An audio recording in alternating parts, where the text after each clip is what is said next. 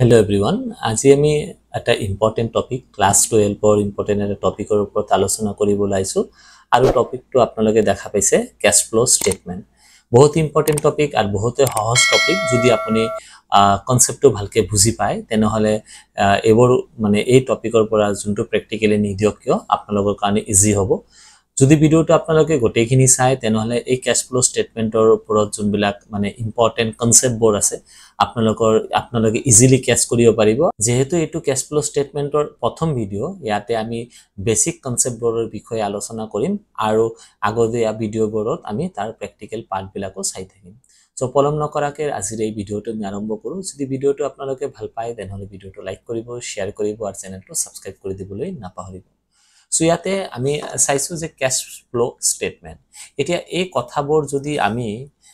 সেপাৰেটলি পঢ়ো ক্যাশ মানে আমি সকলে গম পাও নগদ টকা ফ্লো মানে কি ফ্লো মানে হল চেঞ্জেস পৰিৱৰ্তন আৰু স্টেটমেন্টস means সাপোজ ইয়াতে মই লিখি দিলো ডকুমেন্ট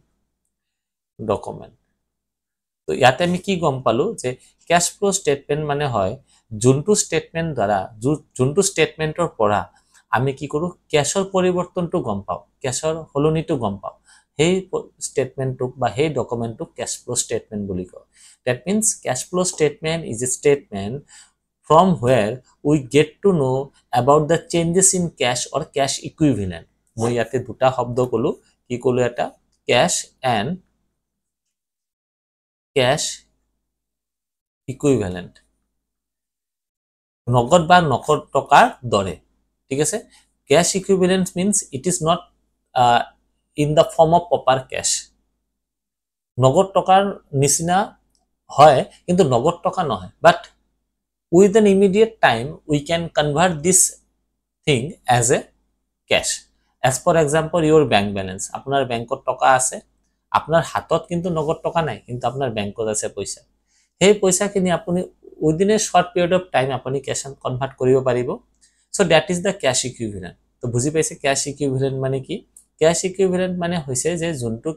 ক্যাশৰ দৰে কিন্তু এক্সাক্ট ক্যাশ নহয় এক্সাক্ট ক্যাশক আমি ক্যাশ বুলিয়ে কও কিন্তু ক্যাশৰ দৰেই কাম কৰিব আপুনি ধৰক কিবা বস্তু এটা পাৰচেজ কৰিছে আপুনি ক্যাশ পেমেন্টও কৰিব পাৰিব বা আপুনি কি কৰিব পাৰিব ক্যাশৰ হলনিত আপুনি সোয়াইপ কৰিও বস্তু পাৰচেজ কৰিব পাৰিব চেক দিও পাৰচেজ কৰিব পাৰিব so it is like a cash এইখিনি কথা গম পাইছে যে আমি কি কৰো যে ক্যাশ ফ্লো স্টেটমেন্ট মানে হৈছে ক্যাশ ফ্লো স্টেটমেন্ট এনেকুৱা এটা স্টেটমেন্ট বা এনেকুৱা এটা ডকুমেন্ট যোনটো ডকুমেন্টৰ দ্বাৰা আমি চেঞ্জেস অফ ক্যাশৰ পৰিৱৰ্তন বিলাক গম পাওঁ এতিয়া ক্যাশৰ পৰিৱৰ্তননো কি আমি এটা এক্সাম্পলৰে বুজাৰ চেষ্টা কৰো সাপোজ মই ইয়াতে এটা ব্যালেন্স শীট লিখিছো ইয়াতে মই এটা ৰাফলি বা এক্সট্ৰাক এটা ব্যালেন্স শীট লৈছো আৰু ব্যালেন্স শীটৰ দুটা সাইডত প্ৰথমতে আমি ইয়াতে লিখিছো সাপোজ ক্যাপিটাল সো মানুহজনে বিজনেস আৰম্ভ কৰিছিল 100 টকা দি ঠিক আছে তো নিশ্চয় বিজনেস ব্যাংকত পইচা আছে মানুহজনৰ 100 টকাই আছে ঠিক আছে মানুহজনৰ কি আছে 100 টকা আছে 100 টকা তাই বিজনেস আৰম্ভ কৰিছিল তো ইয়াতে আমি কি কৰিলো 100 লিখিছো এবছৰ পিছত এই মানুহজনৰ বিজনেসত কি হৈছে ব্যালেন্স শীটত কি হৈছে ক্যাপিটাল 100 টকাই আছিল আৰু সাপোজ এক বছৰত তাৰ 100 টকা লাভ হৈছে এজিউম 100 rupees লাভ হৈছে 100 rupees লাভ হোৱাতে আমি দেখা পালো যে তাৰ ব্যাংক ব্যালেন্স এবাৰ 80 rupees হৈ গৈছে হয়নে আৰু ইয়াতে সাপোজ মই অ্যাসেট লিখি দিলো অ্যাসেটত সাপোজ ইয়াতে মই ফাৰ্নিচাৰে লিখিলো ফাৰ্নিচাৰত ইয়াতে 120 rupees আহিছে বা ইয়াতে মই এৰি কৰো ইয়াতে সাপোজ 80 rupees লিখি দিও আৰু লগতে ইয়াতে মই কম্পিউটাৰ 40 rupees লিখি দিলো সো ইয়াতে আমি টোটাল চালো যে 200 ইয়াতো 200 rupees হৈছে তো এতিয়া কথাটো হল যে যেতিয়া মই বিজনেস আৰম্ভ কৰিছিলো তেতিয়া মোৰ ব্যাংক ব্যালেন্স 100 আছিল দ্যাট মিন্স মোৰ ক্যাপিটাল 100 আছিল এবছৰত বিজনেসত লাভ হল 100 rupees 100 টকা লাভ হল তাৰ মানে 200 টকা মোৰ ক্যাপিটাল হৈছে দ্যাট মিন্স 200 টকা যদি মোৰ আছে মোৰ ব্যাংকত 200 টকাই থাকিব লাগিছিল হয়নে মোৰ ব্যাংকত কিমান থাকিব লাগিছিল মোৰ ব্যাংকত 200 টকা থাকিব লাগিছিল কিন্তু মোৰ ব্যাংক ব্যালেন্স শো কৰি আছে কিমান 80 rupees দ্যাট মিন্স ইয়াতে ক্যাশত কিন্তু আমাৰ মিল নাই ক্যাশত চেঞ্জেস হৈছে আমি ইনকাম কৰিছো মই 100 rupees আগতে মোৰ 100 আছিল মোৰ হৈ গৈছে 200 টকা কিন্তু মোৰ বেংক বেলেন্স শো হৈ আছে কিমান 80 rupees তাৰ মানে 120 rupeesৰ মোৰ ইয়াতে ডিফাৰেন্স শো হৈ আছে এই 120 rupees যোনটো মোৰ ক্যাশ বা বেংক বেলেন্স বা ক্যাশ ইকুইভ্যালেন্ট এটো কোট ইউজ কৰা হৈছে হেতু জানাৰ কাৰণে আমি কি বনাও হেতু জানাৰ কাৰণে আমি ক্যাশ ফ্লো স্টেটমেন্ট বনাও তো ক্যাশ ফ্লো স্টেটমেন্টৰ জৰিয়তে আমি দেখা পাও যে আমাৰ ক্যাশ বিলাক কোট ইউজ কৰা হৈছে আৰু আমি কোৰ পৰা ক্যাশ বিলাক ৰিয়েলাইজ কৰিব পাৰিছো বা আমাৰ ক্যাশ বিলাক source of cash আমি যোনটো কও বা source of cash বা cash equivalent আমাৰ আছে আমি হেবোৰ জানিব পাৰো তো ইন শৰ্ট আমি ক্যাশ ফ্লো স্টেটমেন্টৰ জৰিয়তে sources of cash inflow আৰু আমি application of cash বোৰ কোট ইউজ কৰা হৈছে application of cash or cash equivalent that we come to know আমি এই কথাবোৰ জানিব পাৰো কাৰ জৰিয়তে ক্যাশ ফ্লো স্টেটমেন্টৰ জৰিয়তে আমি গম পাও যেতিয়া আমি ফিনান্সিয়াল স্টেটমেন্টৰ কথা কও হয়নে ফিনান্সিয়াল স্টেটমেন্ট কোৱাৰ লগে লগে ফিনান্সিয়াল স্টেটমেন্টত আমি কি গম পাও আমাৰ ইনকাম স্টেটমেন্ট থাকে আৰু আগতে কি আছিল পজিশন স্টেটমেন্ট আছিল ইনকাম স্টেটমেন্ট মানে প্ৰফিট এণ্ড লছ একাউন্ট আৰু পজিশন স্টেটমেন্ট মানে হৈছে ব্যালেন্স শীট এতিয়া প্ৰফিট এণ্ড লছ একাউন্টৰ পিছত ব্যালেন্স শীট আহিলে আমি ব্যালেন্স শীটত দেখা পাও যে কেতিয়াবা আমি দেখা পাও যে আমাৰ ব্যালেন্স শীটৰ বেংক ব্যালেন্স বা ক্যাশ ব্যালেন্সক টোটাল কৰিলে আমাৰ নেট প্ৰফিটৰ লগত ম্যাচ নহয় যেতিয়া আমাৰ ক্যাশ ব্যালেন্স বা বেংক ব্যালেন্স তো আমাৰ নেট প্ৰফিটৰ লগত ম্যাচ নহয় তাৰ মানে এই নেট প্ৰফিটৰ পৰা যিখিনি ক্যাশ আমি ৰিয়েলাইজ কৰিছিলো সেই ক্যাশ বোৰ আমাৰ কোট ইউজ কৰা হৈছে হেতু জানাৰ কাৰণে আমি ক্যাশ ফিনান্সিয়াল স্টেটমেন্টক এতিয়া ক্যাশ ফ্লো স্টেটমেন্টও ম্যান্ডেটৰি কৰিছে ক্যাশ ফ্লো স্টেটমেন্টটো আমাৰ প্ৰিপেয়াৰ কৰি দিব লাগে তো এইখিনি কথা আপোনালোকৰ ক্লিয়াৰ হৈছে যে ক্যাশ ফ্লো স্টেটমেন্ট মানে কি তো cash flow statement is a part of the financial statement okay cash flow statement is a document which represents or which shows the changes of cash means where from the cash comes to the business kor pora cash bor business ot aise and where the cash used aru kod cash use kora hoise ঠিক আছে এটা বিজনেসত কি কর পরা cash আমি পাইছো আৰু কত আমি ক্যাশ ইউজ কৰিছো হেতু জনাৰ কাৰণে আমি কি কৰো আমি ক্যাশ ফ্লো স্টেটমেন্ট বনাও ঠিক আছে এতিয়া আৰু এটা কথা হল তেনেহলে ক্যাশ ফ্লো স্টেটমেন্ট আৰু ক্যাশ বুকৰ মাজত কি ডিফাৰেন্স থাকিল এতিয়া ক্যাশ বুক কি হৈছে ক্যাশ বুকত ক্যাশ আহিলে ৰেকৰ্ড কৰো এটো আমি কনসিডাৰ নকৰো যে এটো এই বছৰৰ ক্যাশ না লাষ্ট ইয়াৰৰ ক্যাশ না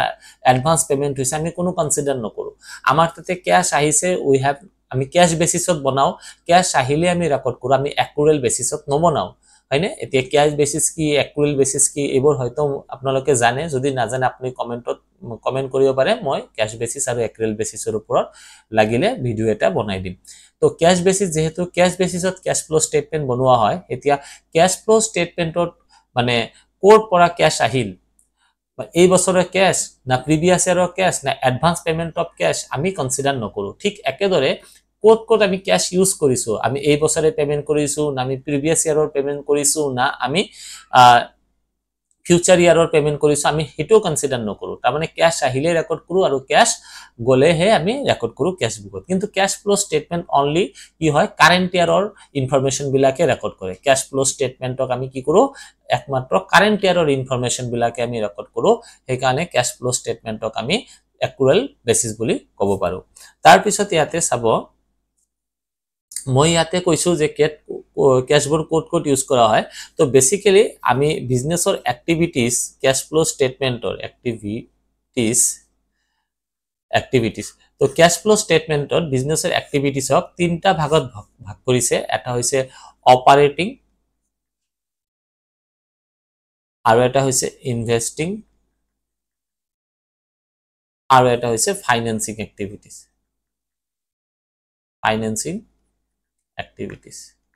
এতিয়া operating activities মানে কি operating activities means those activities which are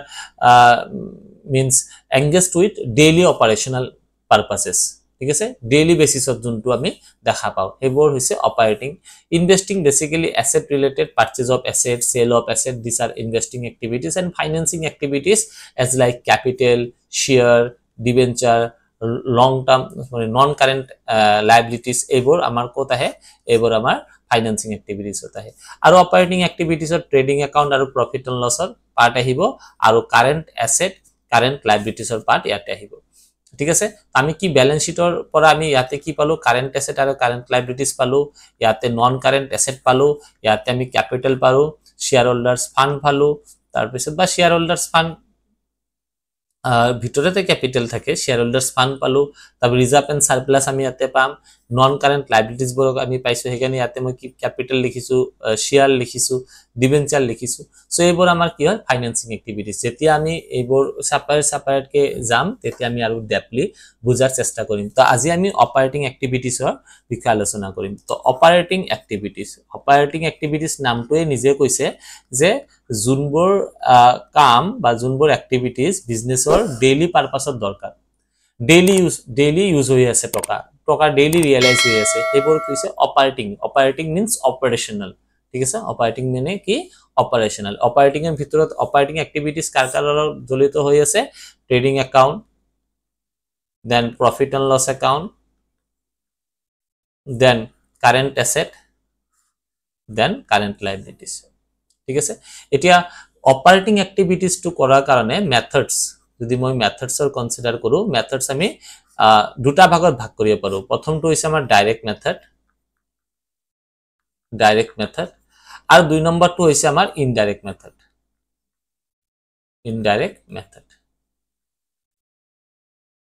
ঠিক আছে কিন্তু আমাৰ যোনটো ICAI যোনটো কৈছে institute of chartered accountant of India indirect method টু হে ইউজ কৰিবলৈ কৈছে so there are some reasons আমি এটো বেলেগ কেতিয়াবা ভিডিওত আলোচনা কৰিম সো এতিয়া ডাইৰেক্ট মেথড আৰু ইনডাইৰেক্ট মেথডত কি বুজাইছে ডাইৰেক্ট মেথডক আমি ফৰওয়াৰ্ড মেথড বুলিও ক'ব পাৰো ফৰওয়াৰ্ড মেথড আৰু ইনডাইৰেক্ট মেথডক আমি ব্যাকওয়াৰ্ড মেথড বুলিও ক'ব পাৰো ব্যাকওয়াৰ্ড মেথড ফৰওয়াৰ্ড মেথড আৰু ব্যাকওয়াৰ্ড মেথড বুলি কিয় কোৱা হয় এটা হৰো এটা एग्जांपल দি বুজাৰ চেষ্টা কৰো মই ইয়াতে সাপোজ এটা প্রফিট এন্ড লস একাউন্ট বনাইছো profit and loss account trading and profit and loss account তো ইয়াতে মই প্ৰথমতে লিখিলো two cost of goods sold suppose 50000 ইয়াতে আমাৰ সেলস হৈছে 1 লাখ ঠিক আছে ইয়াতে মই 1 লাখ লিখিলো ইয়াতে মই 1 লাখ লিখিলো মানে তাৰ পিছত মই ইয়াতে কি লিখিলো টু গ্রস প্রফিট ইয়াতে 50000 আকৌ মই প্রফিট এন্ড লসত বাই গ্রস প্রফিট লিখি দিলো 50000 আৰু মই ইয়াতে কমিশন রিসিভ বলে লিখি দিলাম সাপোজ কমিশন রিসিভ 10000 ইয়াতে কিমান হৈ গল 60000 ইয়াতে আমি টু স্যালারি লিখিলো 10000 টু এডভারটাইজমেন্ট লিখিলো 10000 টু ট্যাক্স লিখিলো 10000 টু ডিসকাউন্ট লিখিলো discount allowed 10000 to loss লিখিলো loss on sale 5000 তাৰপিছত টু net profit পাই গলো আমি কিমান ইয়াতে 60000 ইয়াতে মই 60000 লিখিলো ইয়াতে কিমান 10 20 30 40 39 ইয়াতে 15000 টকা মান net profit আহিল ঠিক আছে এতিয়া কথাটো হল যে মোক কোনোবাই হুদিছে someone asked me suppose this is me and this is someone suppose Mr. X তো Mr. X এ মোক হুদিছে যে আপোনাৰ এই বছৰত ঠিক আছে আপোনাৰ এই বছৰত হাতত কিমান টকা আছে মই মানুহজনক কলো যে মই এই বছৰ 1 লাখ টকাৰ বস্তু বিক্ৰী কৰিছিলো তো 1 লাখ টকাৰ মোৰ হাতত মই বিক্ৰী কৰিছিলো এতিয়া তাৰ পৰা মোৰ খৰচ হৈছে খৰচ কি কৈছে কষ্ট অফ গুডস সোল্ড এতিয়া কষ্ট অফ গুডস সোল্ড আপোনালোকে জানে opening stock plus purchase plus any direct expenses minus closing stock মই গোটেইকেইটা একেলগে এডজাস্ট কৰি লিখিছো তাৰ পৰা আমাৰ 50000 টকা কি হৈ গল মোৰ 50000 টকা খৰচ হৈছে তেতিয়া মোৰ হাতত কিমান থাকিব 50000 থাকিব হয়নে তো মোৰ হাতত কিমান টকা থাকিব 50000 থাকিব এতিয়া এই 50,000 ৰ পৰা মই স্যালাৰিৰ নামত খৰচ কৰিছো স্যালাৰি দিয়াৰ লগে লগে হাতৰ পৰা পইচা গুচি গল স্যালাৰিৰ নামত খৰচ কৰিলো ঠিক আছে ইয়াৰ পৰা মই এডভাৰটাইজমেন্টৰ নামত খৰচ কৰিছো ওয়েল এডভাৰটাইজমেন্টৰ নামত খৰচ কৰিলো ট্যাক্স দিলো ট্যাক্সত খৰচ কৰিলো ঠিক আছে গভৰ্নমেন্টক ট্যাক্স দিলো এতিয়া ডিসকাউন্ট আৰু সেল ডিসকাউন্ট আৰু লস কোনোবা মই ডিসকাউন্ট দিছো এটো মোৰ কাৰণে লস মোৰ কাৰণে এক্সপেন্সেস নহয় ইয়াতে দুটা কনসেপ্ট মই পাম এক্সপেন্সেস এন্ড লস এক্সপেন্সেস আৰু লস একে বস্তু নহয় এক্সপেন্সেস হলে এক্সপেন্সেস ইজ এ মানে হলে তোমাৰ কি হয় হাতৰ পৰা পইচা যায় expenses hampers the cash positions যেনেকুৱাকে salary salary is an expenses কাৰণ কোনোবাক দৰমহা দিলে তো মোৰ পইচা দিব লাগিব তো salary is a cash expenses আৰু লসক আমি কি বুলি কও loss non cash expenses loss হলে আমাৰ হাতৰ পৰা পইচা না যায় ইয়াতে কৈছে লস ডিসকাউন্ট এলাউড কোনোবাক মই ডিসকাউন্ট দিছো তো ইয়াতে মই যদি মাইনাস কৰো মোৰ হাতত থাকিব লাগিছিল কিমান ইয়াতে সৰি 50,000 আছিল আৰু ইয়াতে 1000 ইয়াতে 60 হ'ব কমিশন পাইছিলো 60 ৰ পৰা মই 30 গলে মোৰ ইয়াতে 30,000 থাকিব লাগিছিল কিন্তু মোৰ নেট প্ৰফিট শো কিমান টকা হৈ আছে 15,000 টকা মোৰ নেট প্ৰফিট তো নেট প্ৰফিট মানে যে আমাৰ ইখিনি ক্যাশ ব্যালেন্স এটো নহয়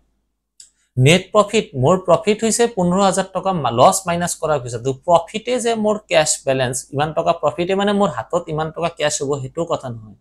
তো ইয়াতে প্ৰফিট 15,000 টকা শো হোৱা মানে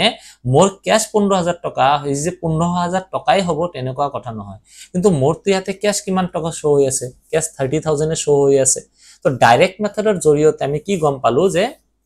আমি এই সেলসৰ পৰা আমাৰ যিমান ক্যাশ এক্সপেন্সেস বিলাক আছে আমি কি কৰি দিলো মাইনাস কৰি দিলো আমি আৰম্ভণি কৰ পৰা কৰিলো সেলসৰ পৰা কৰিলো ফৰৱাৰ্ডৰ পৰা কৰিলো আৰম্ভণি সেলসৰ পৰা কৰিলো সেলসৰ পৰা আমি cost of goods sold minus কৰিলো তাৰ পিছত যোনটো ব্যালেন্স পালো তাৰ লগত মই কি কৰিলো নন অপাৰেটিং ইনকাম টু এড কৰি দিলো নন অপাৰেটিং ইনকাম সো ইয়াতে অপাৰেটিং ইনকাম আৰু নন অপাৰেটিং ইনকাম দুটা বেলেগ বেলেগ হয় অপারেটিং ইনকাম মানে কি হয় অপারেটিং ইনকাম মানে হয় revenue from operation that means sale is the only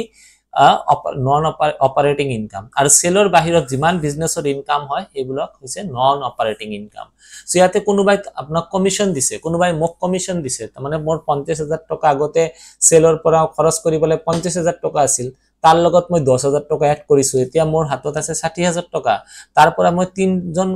একজনক স্যালাৰি দিলো 10,000 তেনে কিমান হৈ গল 50,000 এডভাৰটাইজমেন্টৰ নামত দিলো 10,000 কিমান হৈ গল 40,000 তাৰ পিছত মই আৰু 10,000 টকা দিলো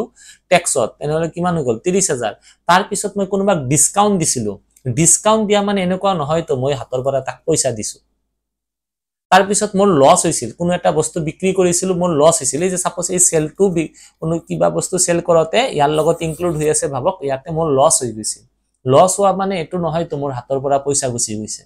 তো সেই কাৰণে আমাৰ ইয়াৰ নেট প্ৰফিট টু আৰু আমাৰ ক্যাশ ব্যালেন্স টু ইকুৱেল হোৱা নাই তো সেই পাৰপাসটোৰ কাৰণে কি বনোৱা হয় ক্যাশ ফ্লো স্টেটমেন্ট বনোৱা হয় তো এতিয়া আমাৰ ইয়াতে আমি ডাইৰেক্ট মেথডত কি পালো 30,000 টকা পালো আমি এটো ডাইৰেক্টলি বলি এটি ইনডাইৰেক্ট মেথড যদি মই এটো কৰিবলৈ যাও ইনডাইৰেক্ট মেথডত যদি কৰিবলৈ যাও ইনডাইৰেক্ট মেথডত আমি কি পাম ইনডাইৰেক্ট মেথডটো সদায় শেষৰ পৰা আৰম্ভ হয় তাৰ মানে নেট প্ৰফিটৰ পৰা আৰম্ভ হয় ইনডাইৰেক্ট মেথডত আমি কি পৰি কও আমি নেট প্ৰফিটৰ পৰা আৰম্ভ কৰো তো নেট প্ৰফিট কিমান আছে 15,000 টকা আছে আৰু ইয়াতে মই কি কৰো সদায় নন ক্যাশ এক্সপেন্সেস বিলাক আমি এড কৰি দিও যোনটো আমি আগতে মাইনাস কৰিছিলো হয়নে ইয়াৰ পৰা আমি এটো কি কৰিছিলো মাইনাস এটো কি কৰিছিলো মাইনাস এবাৰ আমি এড কৰি দিম তো নেট প্ৰফিটৰ লগত আমি সাম কোন কোন খৰচ আমি ইয়াতে লিখিছো কোন কোন লস আমি লিখিছো কিন্তু একচুয়ালি হেবোৰ লস হোৱাতে মোৰ পইচা যোৱা নাই চাওক স্যালাৰি মই দিলে মোৰ পইচা যায় একাৰণে তো নন ক্যাশ এক্সপেন্সেস নহয় এডভাৰটাইজমেন্ট কৰিলে এডভাৰটাইজমেন্টৰ নামত মই পইচা খৰচ কৰবা লাগা হয় তাৰ মানে এটো নন ক্যাশ এক্সপেন্সেস নহয় ট্যাক্সৰ নামত আমি পইচা খৰচ কৰব লাগা হয় হেতু নন ক্যাশ এক্সপেন্সেস নহয় কিন্তু ইয়াতে মই কি কৈছো ডিসকাউন্ট দিছিলো কোনোবা 15,000 টকা ডিসকাউন্ট দিছিলো সরি 10,000 টকা ডিসকাউন্ট দিছিলো তো ডিসকাউন্ট দিলে মোৰ পকেটৰ পৰা পইচা না যায় সেই কাৰণে ডিসকাউন্ট টু হল নন ক্যাশ এক্সপেন্সেস ঠিক আছে যোনটো খৰচ তো হৈছে আমাৰ কিন্তু সেই খৰচত পইচা যোৱা নাই তো পইচা নজোৱাৰ কাৰণে মই এটো কি কৰি দিলো পইচা কিমান আছে লোৱাৰ কাৰণে মই এটো প্লাস কৰি দিলো তাৰ পিছত আমাৰ কি আছে আমাৰ আছিল এবাৰ লস অন সেল আমি কোনো এটা বস্তু হয়তো আগতীয়াকৈ বিক্ৰী কৰিছিলোঁ তাতে মোৰ 5000 টকা লছ হৈছে সেই লছটো মই কি কৰিলো ইয়াতে মাইনাস কৰিছিলো লছ হলে কি পইচা গল নেকি এটো পইচা তো যোৱা নাই পইচাটোহে মোৰ ওলাব লাগে তো যদি পইচা যোৱা নাই মই আকৌ কি কৰি দিম ওলোৱাৰ কাৰণে এটো প্লাস কৰি দিম তো ইয়াতে প্লাস কৰি দিলো তো ইয়াতে চাওক কিমান ওলাই গল আমাৰ 30000 ওলাই গল সো ডাইৰেক্ট মেথডটো আমি ফৰওয়াৰ্ড মেথড কিয়ৰ কাৰণে কও কাৰণ আৰম্ভণি হয় সেলছৰ পৰা আৰু শেষ হয় নেট প্ৰফিটত আৰু ইয়াতে ইনডাইৰেক্ট মেথডটো আমাৰ কি হয় আৰম্ভ হয় নেট প্ৰফিটৰ পৰা ঠিক আছে তো এইখিনি হল আমাৰ অপাৰেটিং এক্টিভিটিজ তো এতিয়া ডাইৰেক্ট মেথড আৰু ইনডাইৰেক্ট মেথডত আপোনালোকে ভালকে চাব পাৰে ইনডাইৰেক্ট মেথডত কি হয় ইনডাইৰেক্ট মেথডটো আমাৰ যেহেতু লাগে আমি কনসিডাৰ ইনডাইৰেক্ট মেথডতে কৰিম সো মই ইনডাইৰেক্ট মেথডৰ ফৰ্মুলা মানে যোনটো ফৰমেট হেতু মই ইয়াতে বনাই দি আছো আপোনালোকে উঠাই লব পাৰে ইনডাইৰেক্ট মেথড সো মই জাস্ট কলো ইনডাইৰেক্ট মেথডটো কিয়ৰ পৰা আৰম্ভ হয় নেট প্ৰফিট তো আমি এনেকে লিখিম নেট প্ৰফিট বা loss during the year net profit বা loss during the year ঠিক আছে এতিয়া তার লগত আমি কি কি এড কৰিম এড কি হ'ব এড হ'ব আমাৰ ডেপ্রিসিয়েশন মই ইয়াতে কমা দি লিখি যাও ডেপ্রিসিয়েশন হ'ব হয়নে ডেপ্রিসিয়েশন যেহেতু মানে নন ক্যাশ এক্সপেন্সেস আমি প্রফিট এন্ড লসত লেস কৰো তো ইয়াতে আমি কি কৰো opposite add goodwill written off goodwill written off তার পিছত লস অন সেল ঠিক আছে loss on sale discount allowed etcetera একেটা আমি কি কৰি দিলো এড কৰি দিলো লেস কি হ'ব লেস হ'ব gain / profit on sale comma discount receipt ঠিক আছে ডিসকাউন্ট রিসিপ্ট এটসেট্রা এইকেটা আমাৰ কি হৈ যায় যেহেতু আমি প্ৰফিট এন্ড লসত এড কৰো ইয়াতে আমি লেস কৰি দিম আৰ এটো কি কোৱা হয় অপাৰেটিং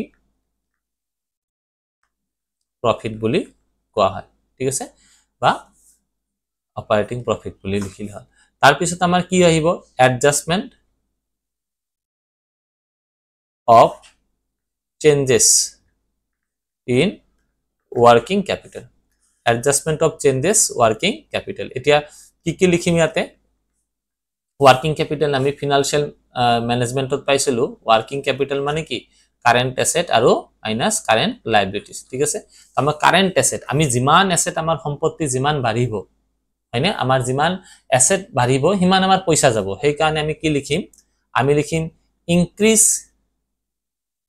ইন কারেন্ট অ্যাসেট যদি কারেন্ট অ্যাসেট বাঢ়ে নিশ্চয় আমার টাকা যায় আর ডিক্রিজ ইন কারেন্ট অ্যাসেট আমরা যদি অ্যাসেট কমে পয়সা আহে তেনেকুৱাকে স্টক যদি কমি যায় তাৰ মানে স্টক আমি বিক্ৰি কৰিলো এই কাৰণে আমাৰ পয়সা আহিল তাৰ পিছত ধৰক আমাৰ ডেটাৰ আমাৰ কমি গৈছে আগতে 50000 টাকা ডেটাৰ আছিল এতিয়া 30000 এৰ ডেটাৰ হৈছে তাৰ মানে নিশ্চয় 20000 টাকা আমাক পেমেন্ট কৰিছে এখানে ডেটার কমিছে এখানে কারেন্ট অ্যাসেট ইনক্রিজ হলে আমার ক্যাশ আউটফ্লো হয় আর কারেন্ট অ্যাসেট ডিক্রিজ হলে ক্যাশ ইনফ্লো হয় আৰু increase in current